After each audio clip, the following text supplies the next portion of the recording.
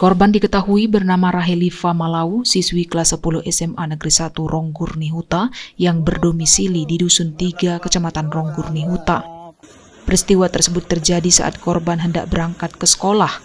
Diduga akibat jembatan licin, sepeda motor yang dikendarai korban terjatuh.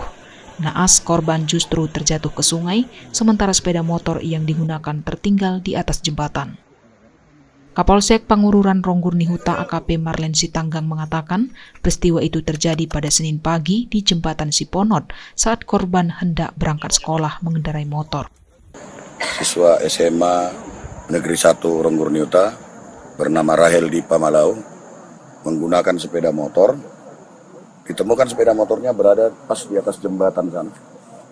Jembatan yang kita lihat, namun orangnya tidak ada di sana. Sesuai dengan posisi TKP dan benturan-benturan di